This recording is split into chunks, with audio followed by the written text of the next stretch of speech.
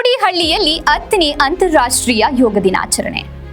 ಚಿತ್ರದುರ್ಗ ಜಿಲ್ಲೆಯ ಚಳ್ಳಕೆರೆ ತಾಲೂಕಿನ ತಳುಕು ಹೋಬಳಿ ಕೋಡಿಹಳ್ಳಿ ಗ್ರಾಮದಲ್ಲಿ ಇಂದು ಸರ್ಕಾರಿ ಹಿರಿಯ ಪ್ರಾಥಮಿಕ ಶಾಲೆಯಲ್ಲಿ 10ನೇ ಅಂತಾರಾಷ್ಟ್ರೀಯ ಯೋಗ ದಿನಾಚರಣೆಯನ್ನ ಶಾಲಾ ಆವರಣದಲ್ಲಿ ಆಚರಿಸಲಾಯಿತು. ಶಾಲೆಯ ಮುಖ್ಯ ಶಿಕ್ಷಕರು ಆದ ಶ್ರೀಯುತ KH ಜಗನ್ನಾಥ್ ಅವರು ಮಾತನಾಡಿ, ನಮ್ಮ ದೇಹಕ್ಕೆ ನೀರು, ಆಹಾರ, ಗಾಳಿ ಎಷ್ಟು ಮುಖ್ಯವೋ ಯೋಗವೂ ಅಷ್ಟೇ ಪ್ರಮುಖವಾದದ್ದು. ಅಲ್ಲದೆ ಸದೃಢ ದೇಹ ಮತ್ತು ಆರೋಗ್ಯ ಗಳಿಸಬೇಕಾದರೆ ಯೋಗಾಭ್ಯಾಸವು ಮಾನವನಿಗೆ ನಿತ್ಯ ಸಂಜೀವಿನಿ ಇದ್ದಂತೆ. ಹಾಗಾಗಿ ಪ್ರತಿಯೊಬ್ಬರು ಬೆಳಗಿನ ಜಾವ ವ್ಯಾಯಾಮ, ಧ್ಯಾನ, ಯೋಗ ಇವುಗಳನ್ನ ನಿಮ್ಮ ನಿತ್ಯದ ಜೀವನದಲ್ಲಿ ಅಳವಡಿಸಿಕೊಳ್ಳಬೇಕು ಎಂದು ವಿದ್ಯಾರ್ಥಿಗಳಿಗೆ ತಿಳಿಸಿದರು.